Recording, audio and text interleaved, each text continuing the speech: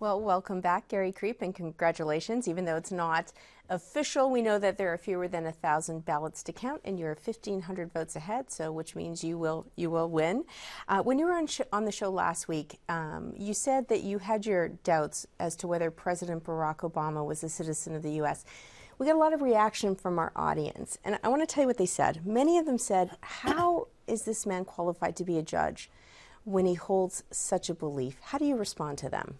Well, they're the ones that with the problem. All I'm asking is Mr. Obama to do what every other president has ever been required to do, which is prove that he was indeed a natural-born citizen. Every other president has done it. Mr. Obama is the first one to refuse to prove it. And that's his decision, but he's the one that's made the issue. I don't want to get into sort of the details of the birth certificate, but I think most people would agree, and most experts would say, he has produced his birth certificate, and officials have also validated that birth certificate. Now, in the sample ballot, but that's not true. I'm not going to let you get away with that. That's not true.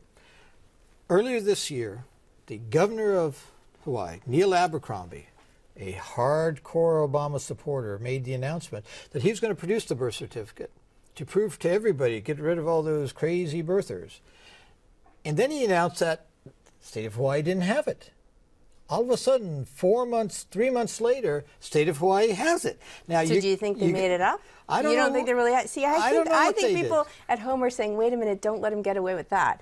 And that is the reaction that we've been getting, that That's basically fine. that most people would agree Mr. Obama is a citizen, and this, in fact, is the real birth certificate. I want to move on, well, though. No, because this is important, too, because in the sample ballot, where you get to tell people who you are and what you believe in, you didn't tell people that you didn't believe Mr. Obama was a citizen. What's that got to do with being a judge? Well, doesn't it have a lot to do in terms of your worldview? It also defines a lot of, I think, what you've been doing for the last several years in terms of your lawsuit. I agree. There's a lot of bigoted people out there, including San Diego County Bar Association, who which believe, said that you were not qualified. Yeah, but they did it on the basis that you can't be pro-life and you can't oppose same-sex marriage and be a judge. That's what they told me.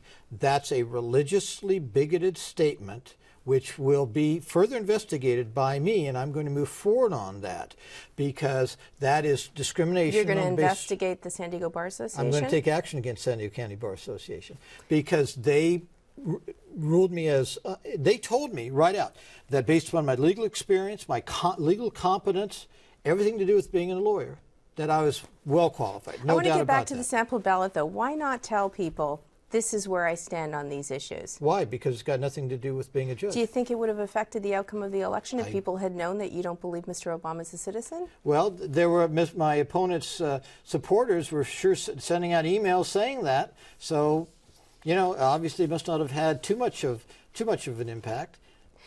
How much, I know there has been some snickering about the names, Pede versus Kreep, and even some speculation that perhaps the name game really had a lot to do with the outcome as well. How much do you think that played a role in people just randomly choosing who they were going to vote for based on last names? That type of thought is the type of thought that's exemplified by people like Rachel Maddow and that OB-RAG or whatever it is, that said today that my election is the reason why people shouldn't be allowed to vote for judges.